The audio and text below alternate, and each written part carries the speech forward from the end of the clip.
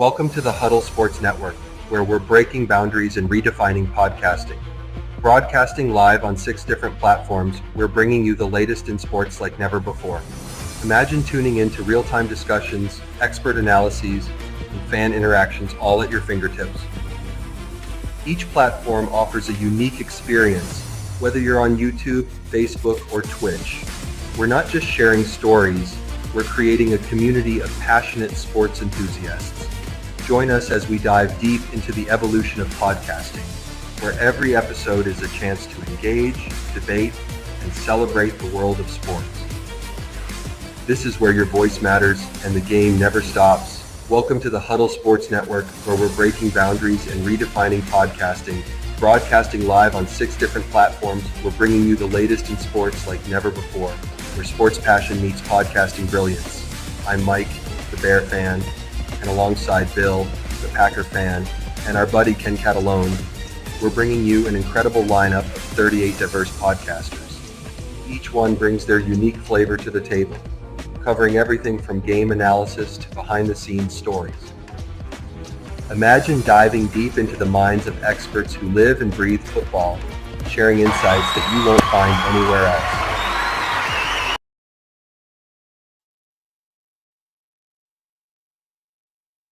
Good afternoon. It is Thursday, and it's Lions Talk with Smoke and Jeremy B. We got Moonscar Blade and Jim Jackson in the chat.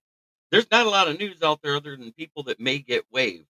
And I wanted to address this because any player that is waived after the trade, any player that is cut after the trade deadline has to clear waivers. And there are two that are possible. One, I doubt it, and that's the 49ers, Devondre Campbell, because they suspended him for a few games. I think they don't want to release him because they want to see if they can make it further because he is a good player. The other one is that if the Miami Dolphins lose this weekend, they are cutting, which means they're waiving Calais Campbell. The problem is the Lions are 31st in the waiver wire right now. The Chiefs are first, Lions are second, then it's Philly, then it's Minnesota, then it's the Bills. So there's a lot of people in front of us. They get to make a claim first and foremost. I want to clarify that. But let's go Lions. It seems like everybody seems to forget that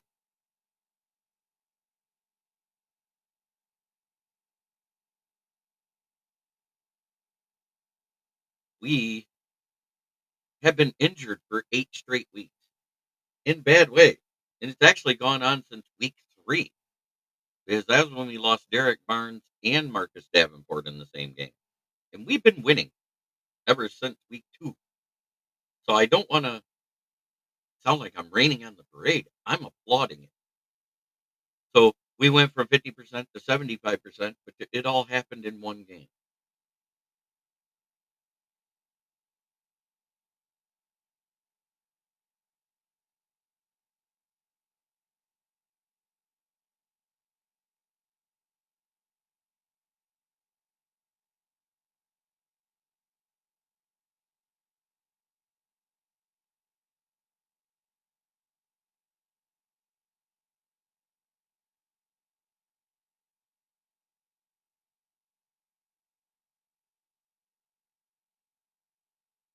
So I am very happy with everything that's going on.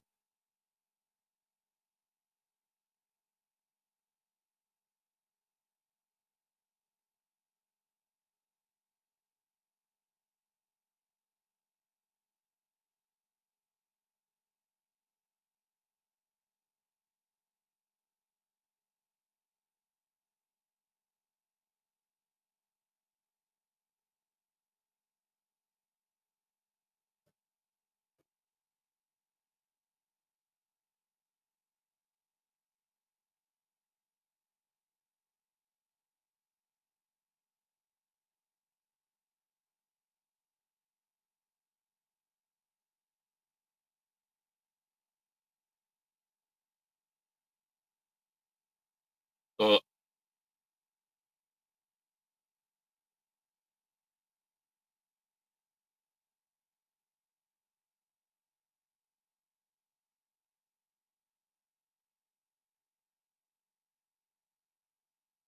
So what do you guys think about it? Should we be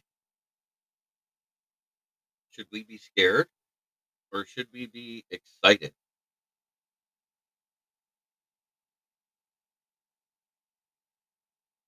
So I was on Ken and Ken, they were dogging Campbell, then saying how much they wish their coach was like him. Damn cheeseheads making no sense.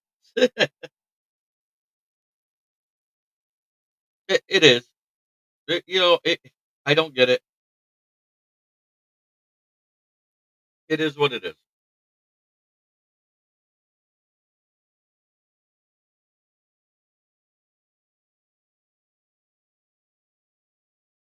We hear this all the time, how bad we are at this and how bad we are at that.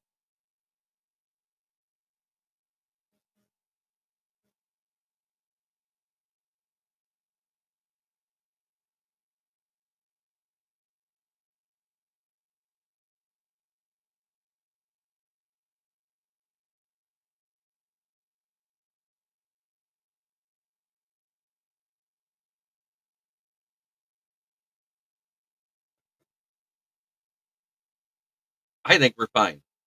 I think it's gonna hurt having Monty. Yes, that means at the goal line, we're gonna have to do it differently, but I think Sion Vaki is strong enough to make it happen down there, and so is Greg Reynolds. We've seen them do good, or we've seen him do good in previous seasons in the goal line situation. But at the same time, he's not Monty. He does get stopped from time to time, so we're only gonna get 25% of those. But lately, Gibbs has been taking the red zone snap and making it happen because of his elusiveness and speed. So I'm still not scared, and I just don't understand it. I really don't.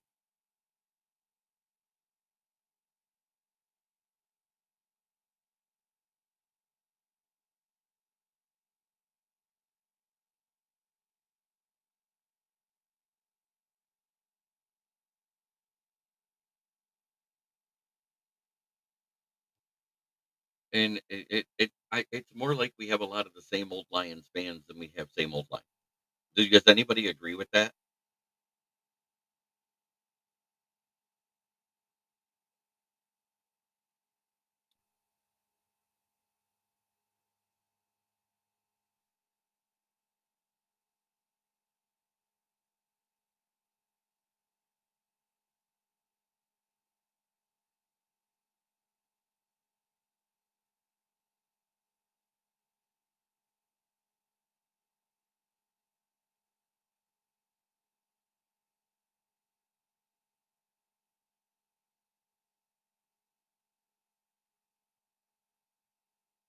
Exactly. I think that's exactly what's going on.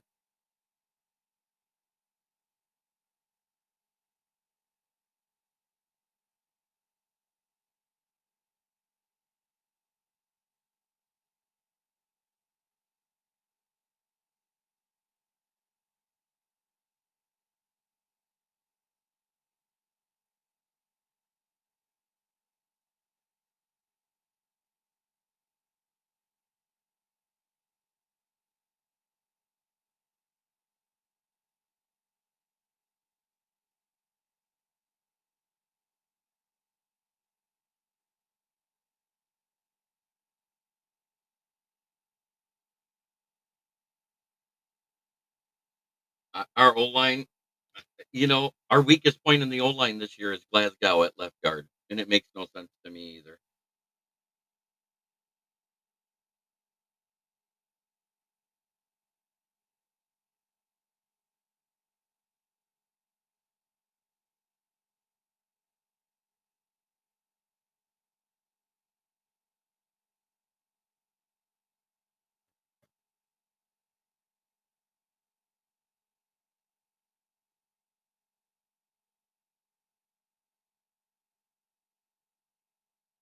I have been sitting here trying to figure out why everybody's panicking so much. They act like we haven't been injured for the last 8 weeks prior to this one. 9 weeks technically.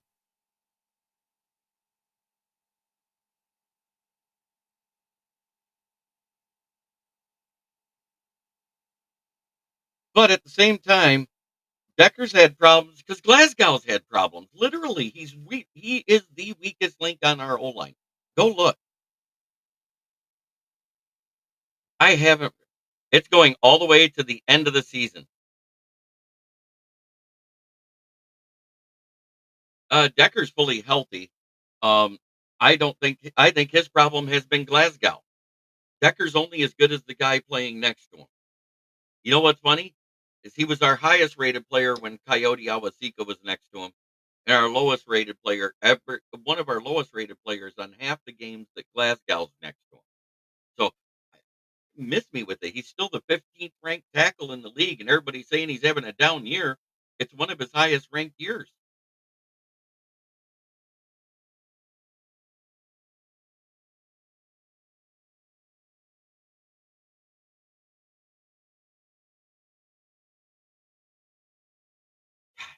It's weird saying we're 6 days away from Christmas,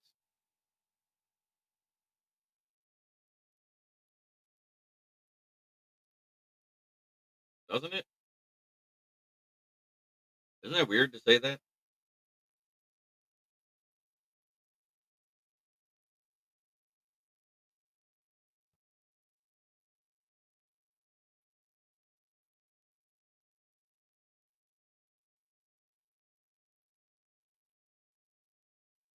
It's just so weird.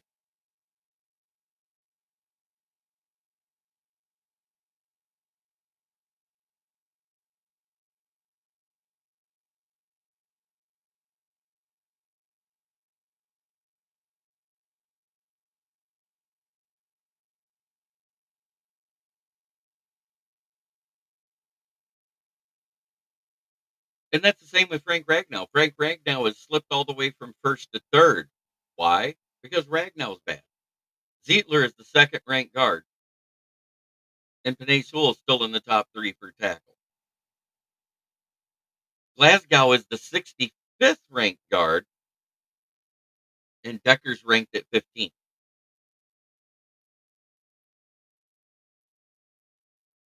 I think we need a new left guard as well as a backup left tackle that could possibly start. I know they're trying to groom Manu, but I think he's a couple years away from being a valid starter.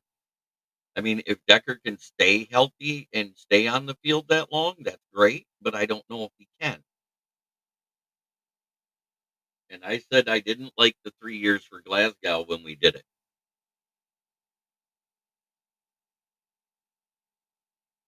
Got to lean off camera. If I fall over, I don't want it to be seen.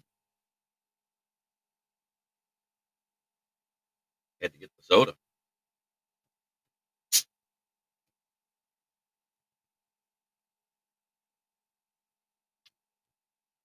Yeah, Decker's best week blocking came when Coyote Awasika was at left guard and Glasgow was at center, which coincidentally was Zietler's worst game at right guard. And it kind of all coincides because if you think about it, the center and the guards got to play together. The guards make the tackles better.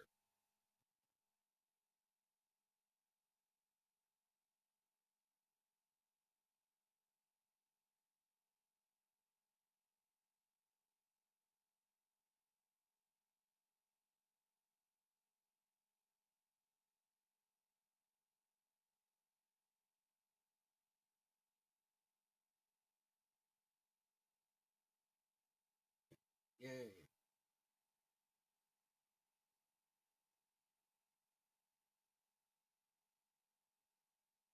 So, do we keep Glasgow after this season? I think we have to. I think his dead cap will be higher than his salary, but we didn't sign him to that much anyway.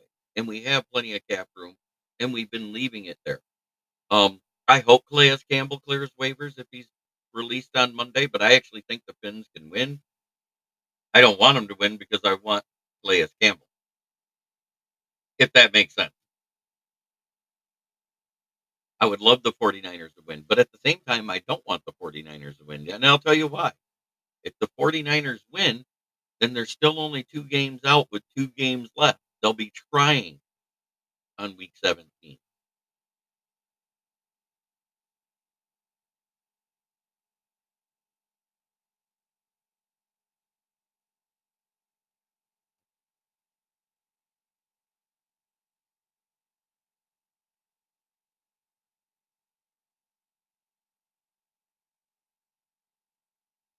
Well, Madden doesn't quite do the salary cap right if you're talking about on Madden because it's close, but it's never perfect, and you can't construct the contract the same way that Mike Dunstall and Brad Holmes do because nobody would have thought we were getting Goff for less this year than he played the previous season. Yet we did. We got him at 27 million. We got him at 32 next year. It's that balloon payment in year 3 of this extension that gets astronomical, the 2026. And I don't think hear me wrong, I'm gonna play devil's advocate. Let's say the injuries do stop us from getting to the Super Bowl. I don't think you can blame Jared Goff this year.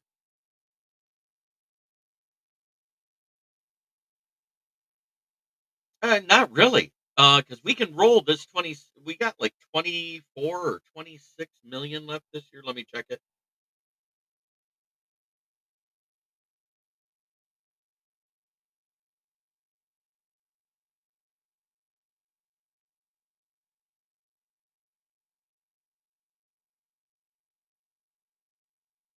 I think it's right about 24, though. No, because whatever we don't use this year, it rolls over to the next season on top of it going up again. Yeah, we have 24.563 in cap space this year. So, in 2025,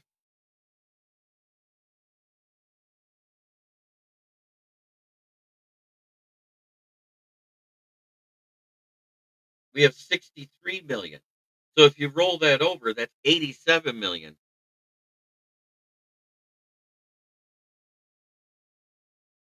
87 million, you only need 18 to sign your rookies total because there's a rookie salary cap that the team is charged.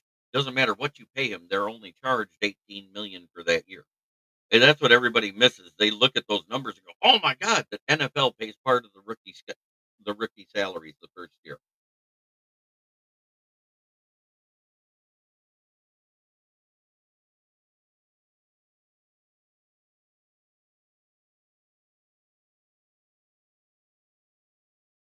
Good afternoon, Dwayne Keene. Ji, it's great to see you here. Do you see what I'm wearing today? Notice how I said I didn't have any of the new black jerseys? Guess what's getting mailed out tomorrow, Ji? All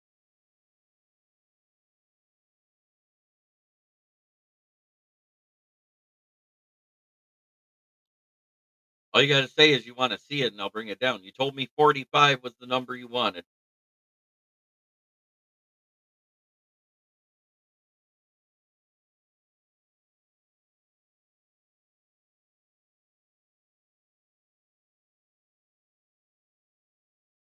Oh, yeah. So, yeah, it's getting mailed out tomorrow, which means you should have it right after the holiday. So will candy.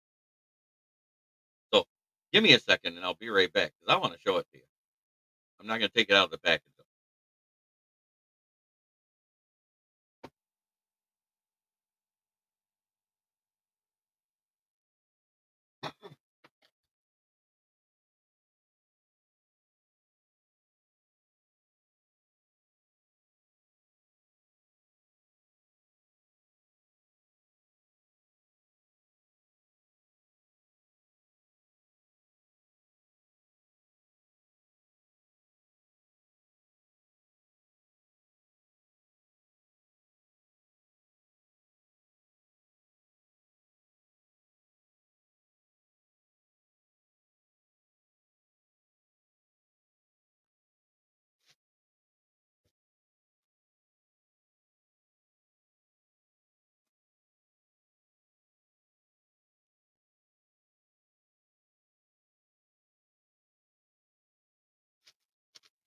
Look at the detail.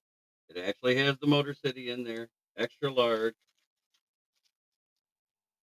45, just like you wanted.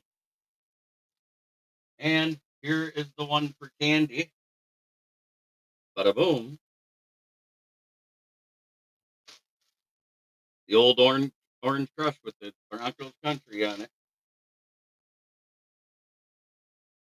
Who's next? The Chicago Bears. I still believe we can win this year. Next year should also be a great season. Hopefully we've had. Yeah, I do. I agree that it's that type of year.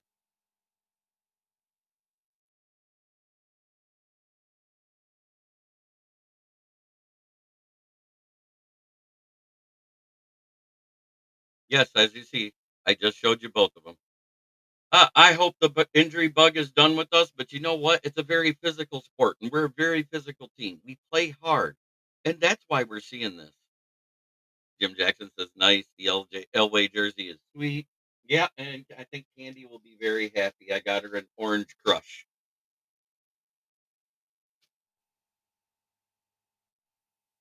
45. That is that what you're looking for? You missed it. It's right here. 45.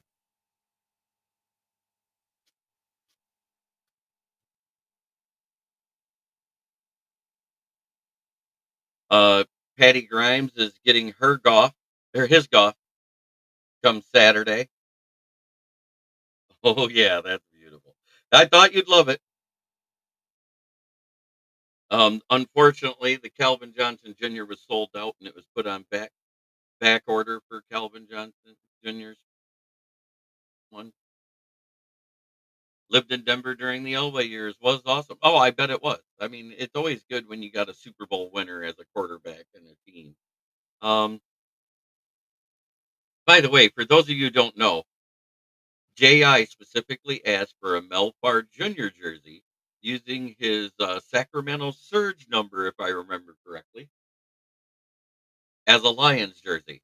So that's Melfar Jr.'s number when he played in arena football, I believe the Sacramento Surge was. And he now has a Lions jersey. Oh, mine's Billy Sims, the original 20. My favorite Lion all time. He was my first Lion all time. That might be why.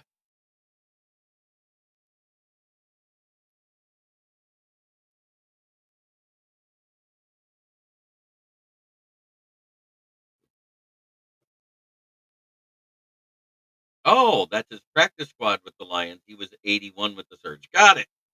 Now I know where you got it. So in 2026 is where the salary cap dips greatly. That's that third year. Yeah, I know Billy Sims is before your time, but when you get to see it live in person and him doing the amazing things he did.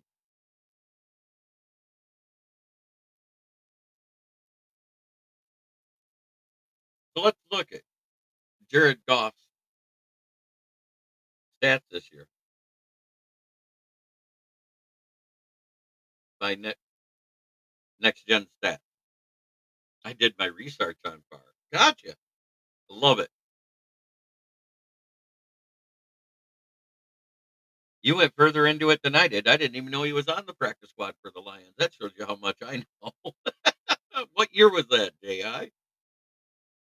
Because I know Melfar Jr. is close to my age. I got my signed Sims jersey too. Love my signed Sims jersey. Well, Billy Sims wasn't quite as fast as Barry. He was elusive, but he was way more powerful than Barry was. He was more of a power runner. He wasn't as accomplished as a receiver out of the backfield. Very acrobatic. Um, in 1982, he karate kicked Stevie Brown to get a first down. Yeah, Sims was more of the north and south runner. He did less east and west. He had a decent juke move, but he didn't have the spin.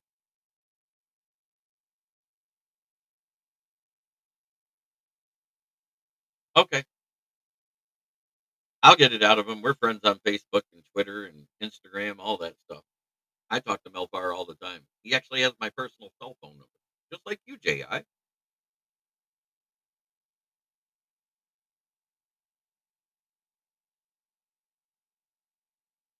Yes, showing our age. Yes, yes, yes.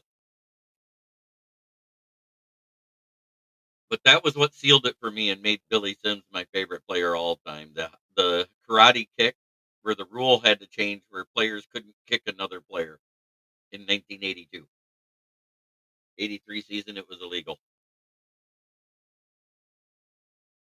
Hey, have you guys seen the current state of the NFC fans here in the North? I have it for you. Minnesota's trying to cut off Green Bay. Lions are trying to cut off Minnesota. And Bears, well, they're there.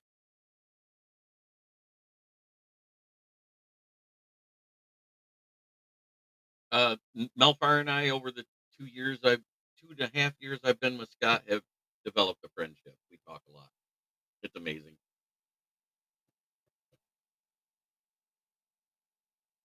Yeah, you will have to look it up. Just put in Billy Sims karate kick versus Houston Oilers Stevie Brown.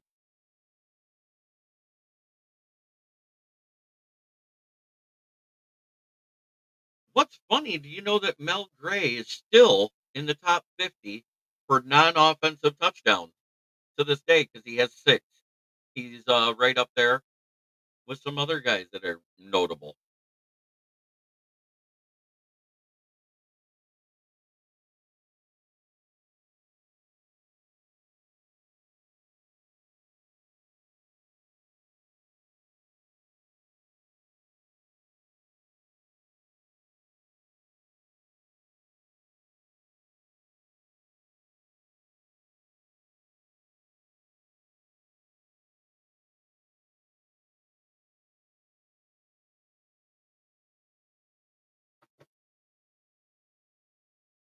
Yeah, we're talking about Mel Farr Jr. though.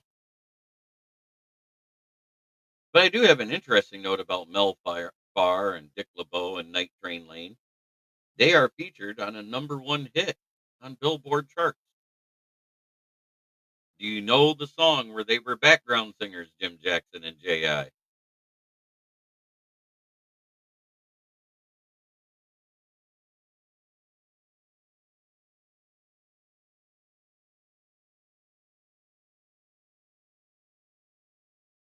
And what singer they background sang for? Coincidentally, this singer actually tried out with the practice squad to be a Lion in 1971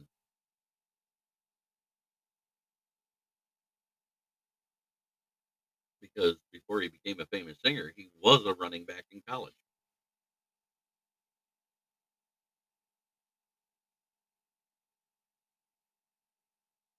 None other than the Motown legend known as yes, Marvin Gaye. The song was "What's Going On." The background singers you heard doing all the runs and the lulls. Sorry, I lost track of anything once I watched that video. How do you think it was to see it live?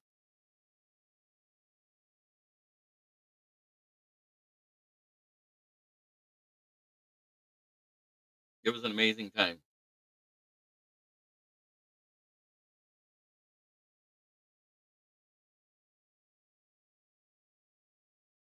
But Marvin Gaye, the song was "What's Going On." In the background vocals, you hear Dick Nightshine Lane, Lem Barney, and Marvin Gaye.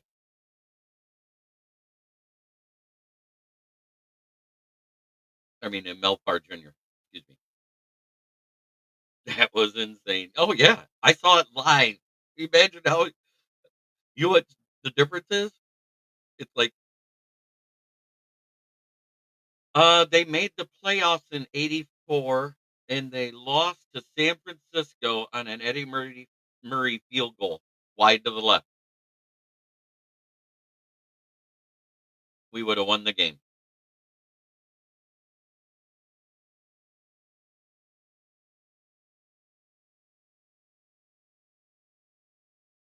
They were decent. They just weren't great. They had a bunch of. It's kind of like now, except we have a little bit more of the top end star talent on this roster than then. But that was when Eric Hipple was our quarterback. We were a decent team. We were neither great nor were we awful. We were just there.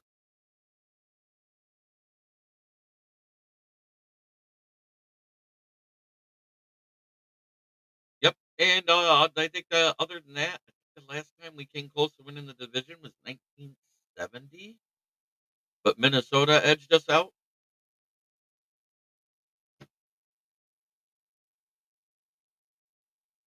So we do have some history where we've made playoffs. We've been decent. We just weren't great. Um, I said this off season, and I'll say it again. And the proof is what we did. Belt to ass, what's up to the coolest Lions content creator? Thank you, sir. Um, like I said, my dad went to school with Paul Krause. You know, I love Paul Krause. I love talking about him. He's a great guy. I follow him on Facebook. I follow him everywhere. Yep, that was 91 when we played the Redskins and lost in the NFC Championship game. And then, God, for about 20 years, we lost to the Redskins every time we played them. This division has always been back and forth. And I don't mean by who's at the top.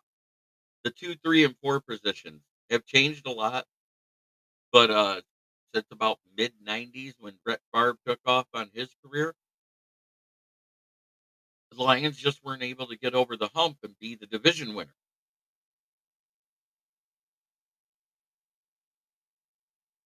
until last season. And that's where we got our confidence from. As Lions fans, longtime Lions fans, this is where we got our confidence from.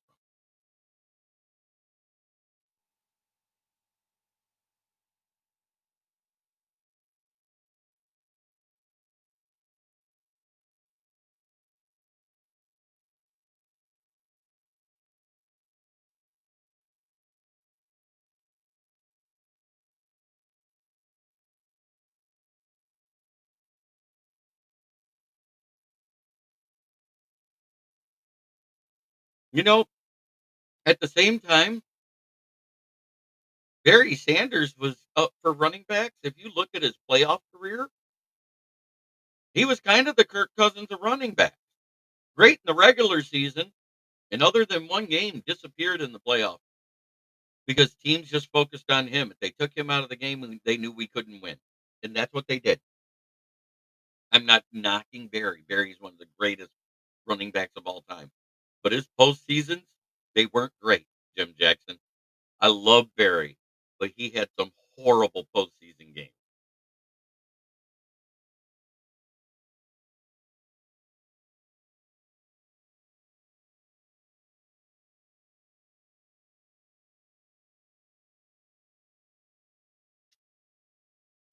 They could. They need a few more things around him. Belta asked. Is he overrated? Yes.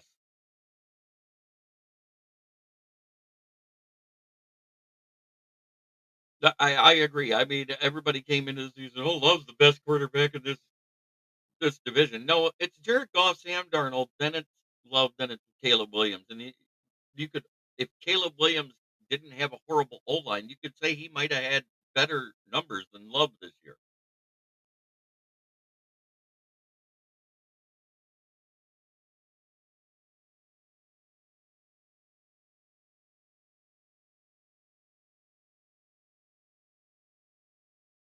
Right. That's just it. I mean, when you go from Eric, let's see, we drafted Andre Ware, who was a bust. Then we drafted Pete, who was good, but couldn't stay on the field for us, was constantly injured. Eric Kramer comes in, wins us a playoff game, and we give the starting job back to Pete. Then we get Scott Mitchell, and with that run and shoot offense we had with Herman Moore, Brett Perriman, and Johnny Morton, you just couldn't keep those three together for any length of time. Thank you, Belta ass. But I had the order right, did I not? This season right now, it's Goff, Darnold, Love, then Caleb.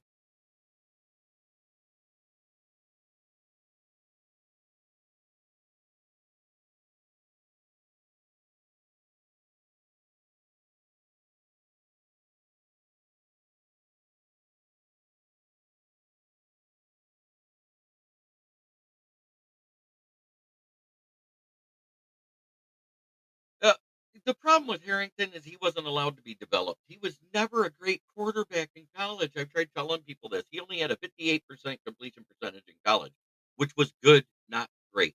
The great ones were over 60. And we didn't allow him to be developed. We threw him to the wolves with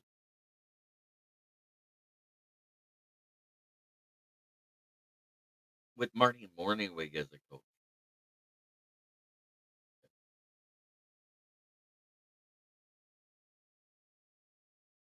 And that's not knocking Love. I think it has to do with the fact, we kept hearing all offseason how 5 number 2 wide receivers are better than having a 1, 2, and 3. And if you go look at the yardage, it doesn't agree with them. Right now, it's still I have it at, and I said it all depended on the chemistry of the weapons there in Chicago, and without a good O-line, that chemistry may never happen. It didn't happen, people. I warned everybody this preseason. Everybody laughed at me when I said I saw Chicago as a 4 to 8 win team because of the O-line and the coaching.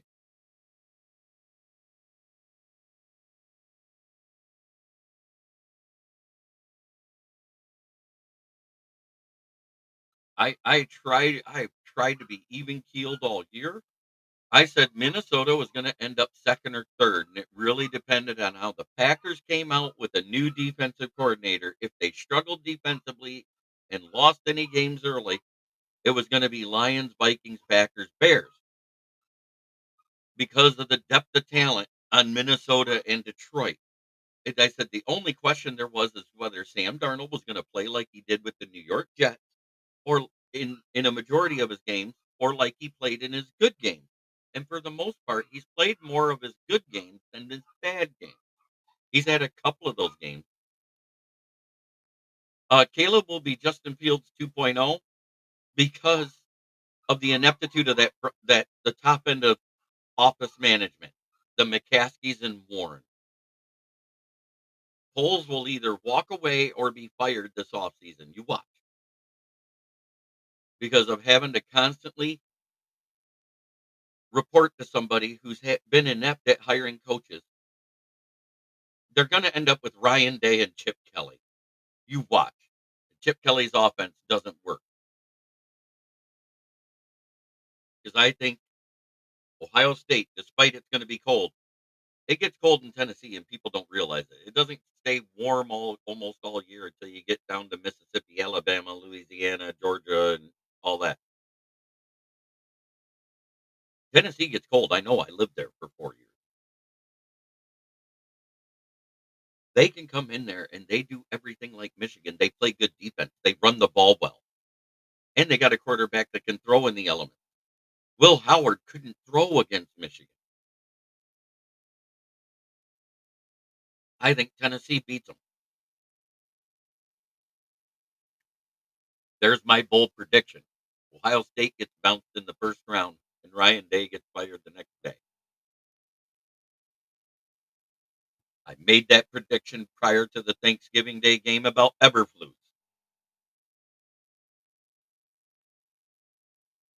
The Bears need to get a new owner, a new president of football operations, a new GM, and a new coaching staff, top to bottom. They've kept the same guy as the O-line coach since Matt Nagy, the guy that's had the Bears O-line ranking in from 25 to 32 for 4 straight years now, 5 straight years.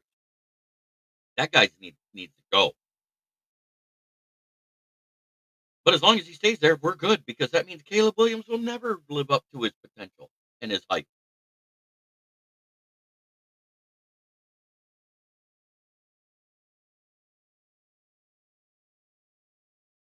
And when I told Packers fans that I thought Minnesota could be the only team that probably rivals the Lions for the division, I got laughed at. I said, because if Sam Darnold plays good, that's what they'll be. They'll be rivaling the Lions for the division. And it's looking like we play two bad teams. The only ones that's really standing in front of you right now, and I hate to say it, the Seahawks usually bounce back and play a good game after a bad game. That's why they have that middling record they got. They'll have a really bad game, then they'll have a bounce back game. So I think you're in for a dogfight this weekend, and then you got the Packers coming into town next week. That's another dogfight. And as much as I hate to say it, we got 2 bad teams facing off this Sunday in the 49ers in Miami. Neither one looks like they're making the playoffs. I think if San Francisco loses, they're eliminated. I think Miami's already eliminated because everybody else has got better records with their second place teams other than the AFC South.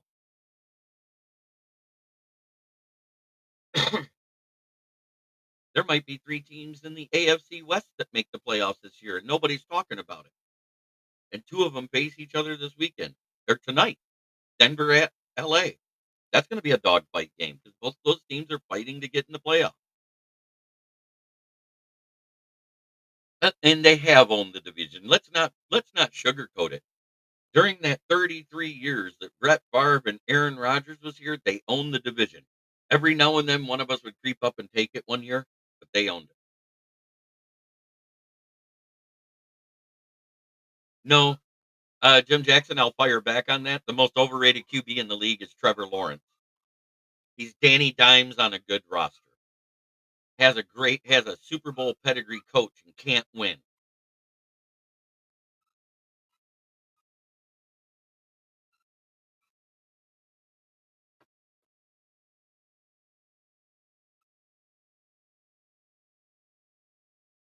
And I said, behind a good old line with good weapons, Darnold's in the best position he ever has been in his career. And he might just ball out. And what has happened? He's balled out.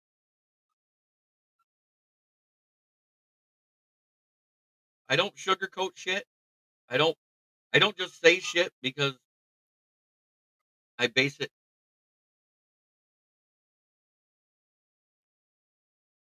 right. Exactly.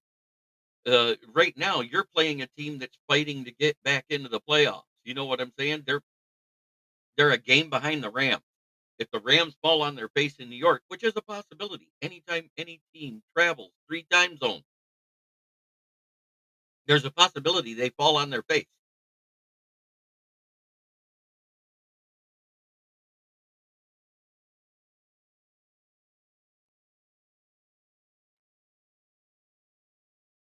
And so, while everybody's confident the Rams will win, I'm saying they can win because the Jets are that bad. But if the Jets play like they did last week, they'll whoop them.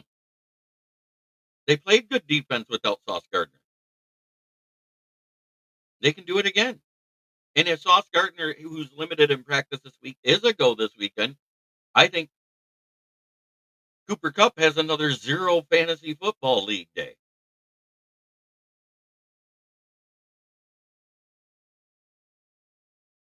I said earlier this offseason, I think Gibbs would surpass Monty in yards, and he did it before the season was even to the point where he got hurt. Gibbs has over 1,000 yards rushing this year. Gibbs right now is probably the 4th best running back in fantasy,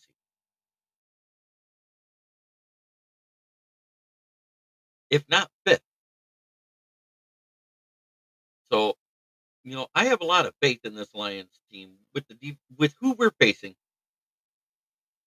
coupled with the ineptitude of the Bears coaching staff to get that team to want to play. Oh, I know they are. And they're going to try to injure us, especially Tariq Stevenson, since he got fined more than Branch did for a helmet to helmet. But what he did was dirtier, as far as I'm concerned. You can't have somebody going backwards out of bounds, try to trip them, shove them down, and swing at them. You also can't shoot a snot rocket at them. That's the dirtiest shit I've seen. You're not even in the play. You don't even have a helmet on. You see somebody coming your way, you're supposed to move out of the way, not try to injure them. Think about how injured JMO could have been if he wasn't acrobatic enough to roll out of it. It already started.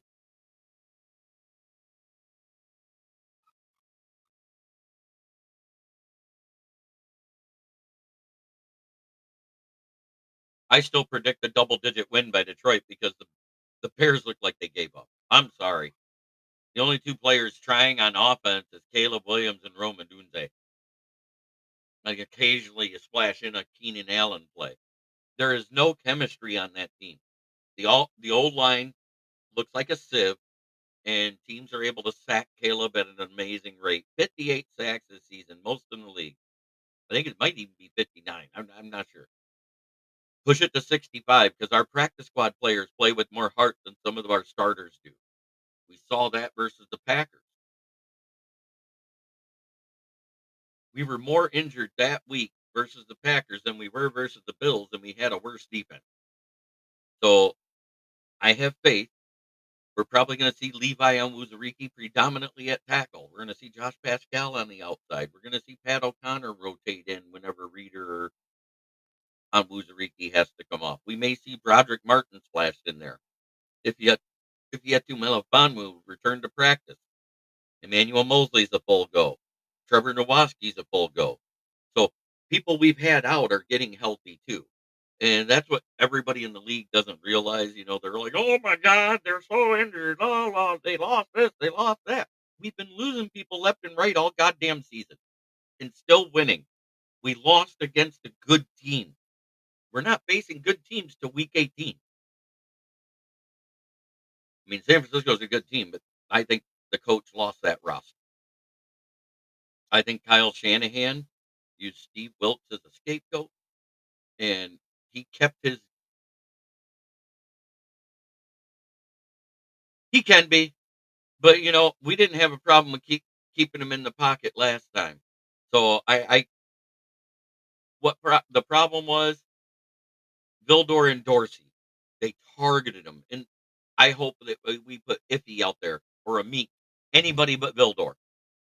Dorsey's out for the season, so we don't have to worry about him getting burnt. So everything looks like it's going good. Everybody's active. Everybody's playing. Um, and that's why Dan Campbell is Coach of the Year. In my opinion, it's probably going to come down to Dan Campbell, Sean McDermott, and KOC. And then you got Dan Quinn. And then you got Sean Payton with what he did with the Broncos. Those are your top five, in my opinion. Does anybody disagree with that order? Because that's what Vegas has the odds at. Dan Campbell, Sean McDermott, KOC, Dan Quinn, Sean Payton. That's the order right now. They're keeping Andy Reid out because he's won it so many times, and I get it. And they just don't look as dominant this year.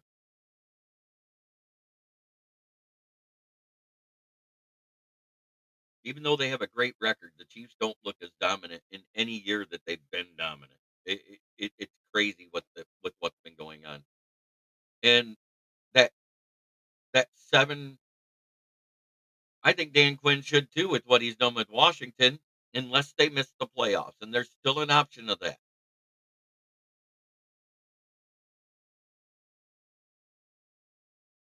I get excited every time I see a medical report from Aiden's Aiden's doctor.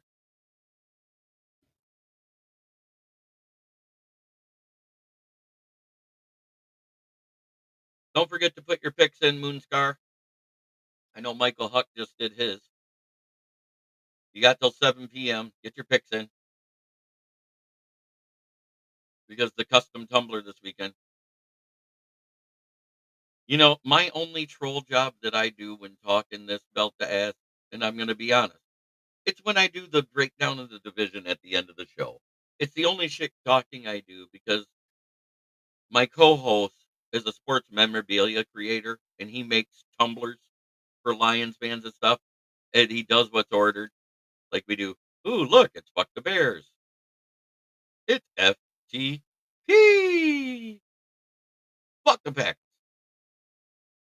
Then he made this one. I thought it was kind of funny. Yeah, I'm sorry. I did laugh.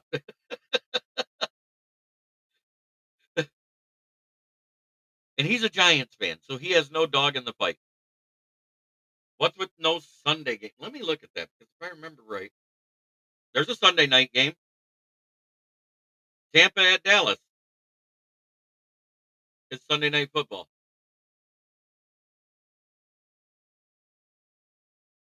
I love it, Jim Jackson. Yeah, I know.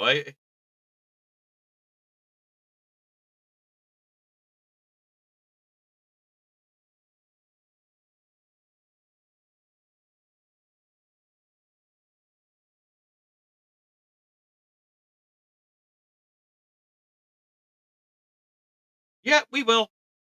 We got the money. We're gonna have 87 million next year. You roll over the cap that's left over from this year to next year, and that's 87 million in cap room. We're gonna make him one of the highest paid defensive ends in the league. But at the same time, it doesn't come on the books till 2 years later because he's going into the fourth year of his contract. We're gonna pick up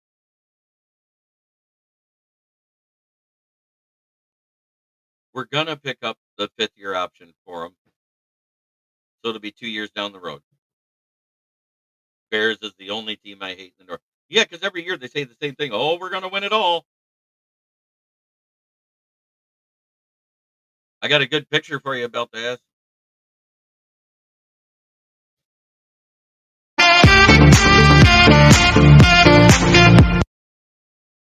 That's what happens when you lose.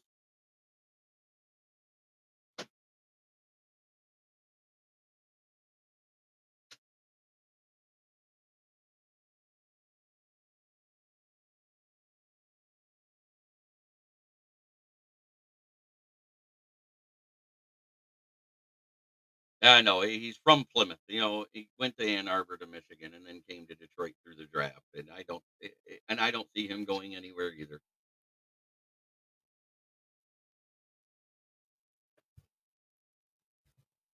I've been trying to get somebody to put that to music and do all that.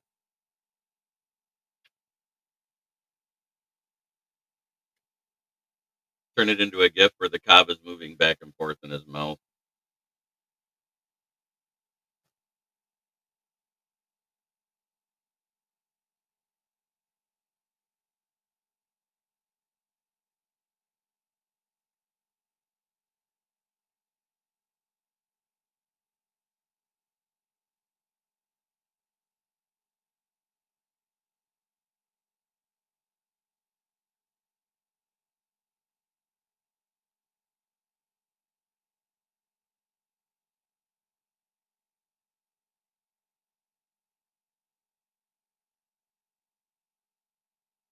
Yeah, Moonscar won the jersey, 100%. This is on back order too. But it is that time for me to talk about my sponsor, which is Brandon Service at the corner of South Grand Travis and West Atherton Road, 602 West Atherton Road. In Flint, where the water's shit, but the tires are good. Stop in and check us out. Used tires starting at $45 and up.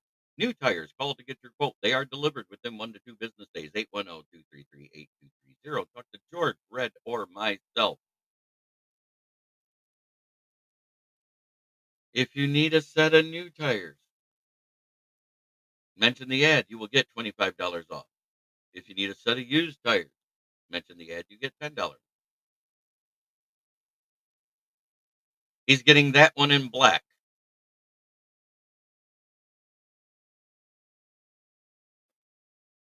Yeah, it actually is a triple lot. But as I always say as I end my shows, try every day to be a better person than you were the day before. That's the only way to make the world a better place. It starts right here. Much love to everybody in the chat. Great to see you here. Thanks for watching. Make sure you put a like out there on Facebook, YouTube, or Twitter, wherever you're watching, because it helps us in the algorithm to help us grow our shows. Thank you very much and have a blessed day.